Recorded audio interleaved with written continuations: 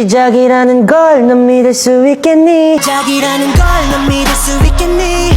이제야 사랑을 할 것 같아. Ready or not 가는 거야 너를 믿어. Soldiers knocking doors down. Halo semuanya, perkenalkan nama saya Aura Putri Azhara. Saya dari kelas reguler A Stambuk 2024. Nah, kali ini saya akan berstorytelling mengenai buku yang telah saya review di tugas saya, yaitu CWR, berupa buku Sejarah Negara-Negara di Kawasan Asia Selatan, yang dimana buku ini dikaryai atau dibuat oleh Nurzengki Ibrahim. Seperti dalam judulnya, buku ini itu menceritakan atau membahas tentang negara-negara yang ada di kawasan Asia Selatan, yang dimana negara-negara tersebut diantara lain ada India, Pakistan, Bangladesh, Sri Lanka, Maladewa, Nepal, dan juga Bhutan. Nah, sebelum kita memasuki materi berupa negara-negara yang ada di Asia Selatan, kita harus mengetahui terlebih dahulu dong, di mana sih wilayah Asia Selatan itu? Nah, wilayah Asia Selatan ini dibatasi oleh Asia Barat Daya, terus juga dibatasi oleh Asia Tengah, terus juga dibatasi oleh Asia Timur, lalu juga dibatasi oleh Asia Tenggara. Kawasan Asia Selatan ini mempunyai sejarah yang panjang, yang dimana peradaban kuno berkembang di sekitar lembah Sungai Indus. Nah, masa keemasan kawasan Asia Selatan ini yaitu masa sebelum abad ke-18. Saat Kekaisaran Mughal berkuasa di sebelah utara. Nah, jadi di sini saya akan membahas tentang negara India terlebih dahulu, yang dimana pada masa India kuno. Jadi ada dua pendapat yang mengatakan tentang sejarah awal India. Nah, pendapat pertama itu mengatakan bahwa orang-orang atau penghuni di India itu awalnya berasal dari Afrika sekitar 40.000 sebelum Masehi. Pada awalnya mereka adalah pemburu dan pengumpul seperti orang-orang lainnya di seluruh dunia pada saat itu. Namun sekitar tahun 4000 sebelum Masehi, orang-orang di sana itu mulai bertani. Nah, dan pada tahun 2500 sebelum Masehi, mereka pun bermukim di lembah Sungai Indus. Di sana mereka mulai tinggal di kota-kota dan menggunakan air irigasi untuk mengairi ladang mereka. Nah, untuk pendapat yang kedua, yaitu mengatakan sejarah India itu dimulai dari peradaban lembah Indus yang menyebar di bagian barat laut subbenua India. Dari tahun 3300 sampai 1700 sebelum Masehi, peradaban zaman perunggu runtuh di pertengahan milenium kedua sebelum Masehi dan diikuti dengan zaman besi di India. Nah, zaman besi di India ini dimulai pada abad ke-6 sebelum Masehi. Mahavira dan Gautama Buddha lahir dan berikutnya Islam tiba di negara ini, atau lebih tepatnya di negara India pada tahun 712 Masehi. Pada tanggal 15 Agustus 1947, India kemudian merdeka dari Britania Raya. Lalu mereka pun memilih perdana menterinya. Namun saya di situ lupa perdana menterinya siapa. Nah, selanjutnya kita akan masuk ke zaman pertengahan di India. Zaman pertengahan di India ini dimulai pada abad ke-8, yang dimana pedagang-pedagang Islam dari Asia Barat itu datang ke India, yang dimana mereka itu memperluaskan atau menyebarkan kebudayaan Islam di negara India. Pada abad ke-13 berdirilah Kesultanan Delhi yang melahirkan suatu dinasti Islam di India. Itu kesultanannya bukan Kesultanan Delhi ya, namun Kesultanan Delhi gitu.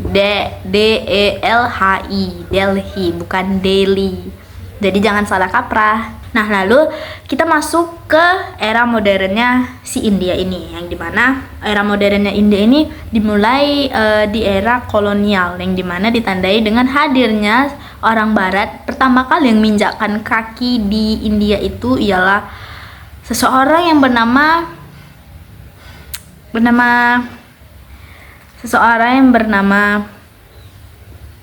siapa ya, lupa. Sebentar. A few moments later.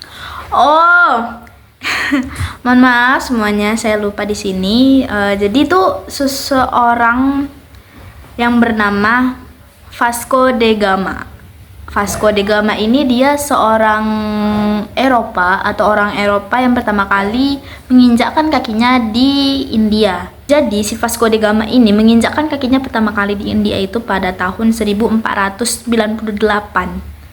Nah, itu dia tadi materi mengenai si India. Nah, sekarang kita akan masuk ke materi Pakistan. Negara Pakistan ini di mana sih letaknya? Nah, tentunya kita akan menanyakan hal itu kan, di mana sih Pakistan itu?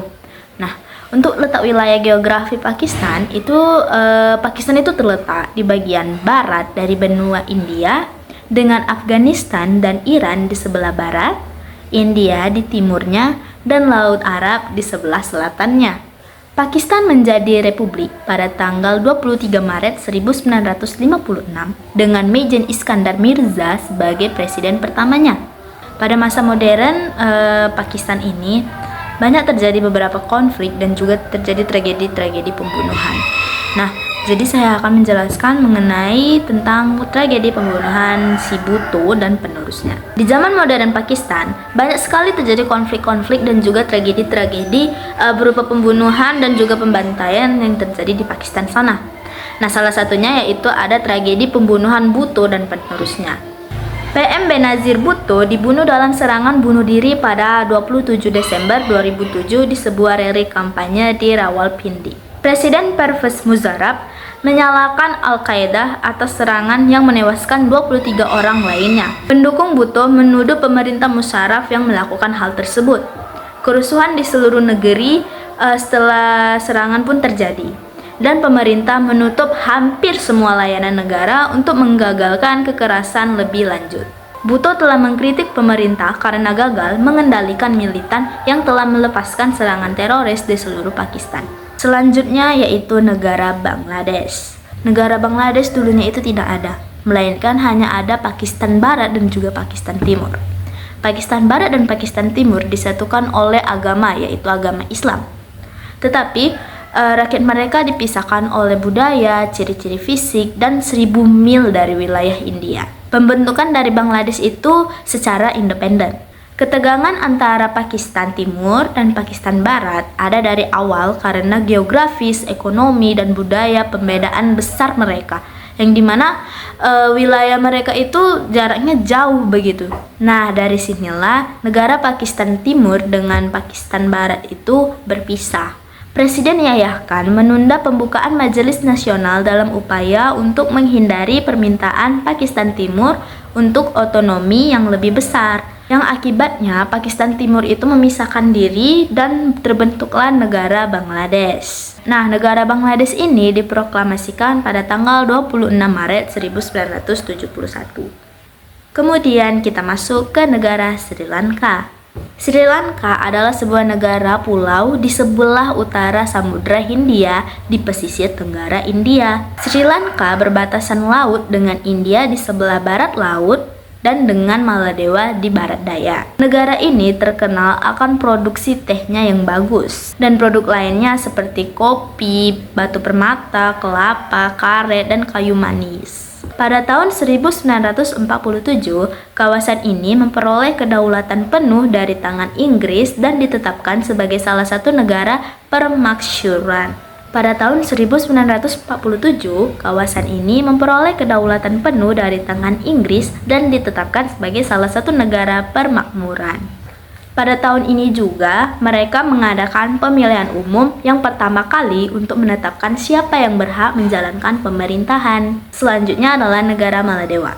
Nama Maladewa mungkin berasal dari bahasa Sanskerta yang dimana kata-katanya itu ada kata mala yang dimana artinya itu yaitu untayan atau kalungan, dan juga ada perkataan atau kata yang dimana itu Devipa yang artinya yaitu pulau, atau juga ada ini kata-katanya ini. Nah, jadi kalau misalnya disatukan itu artinya itu untayan pulau gitu, untayan pulau. Keadaan ekonomi Maladewa bergantung pada dua sektor utama, yaitu ada pariwisata dan juga perikanan. Seperti yang kita tahu, Maladewa itu kan bentuknya pulau-pulau. Jadi sudah pasti sektor utama mereka itu yaitu perikanan, sudah jelas. Negara ini sangat dikenal memiliki banyak pantai yang indah dan pemandangan bawah laut yang menarik. Penangkapan dan pengolahan ikan menjadikan Maladewa salah satu eksportir ikan ke beberapa negara Asia dan Eropa. Selanjutnya yaitu negara Nepal. Negara Nepal terletak di kawasan pegunungan Himalaya.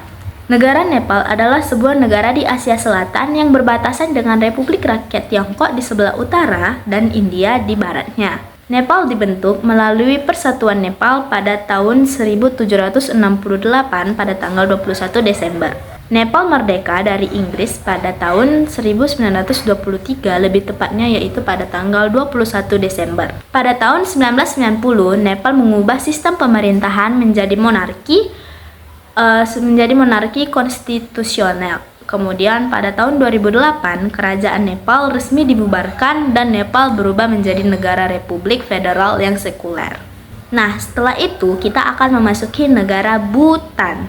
Negara Bhutan adalah sebuah negara kecil di kawasan Asia Selatan yang berbentuk kerajaan dan dikenal sebagai negara naga guntur.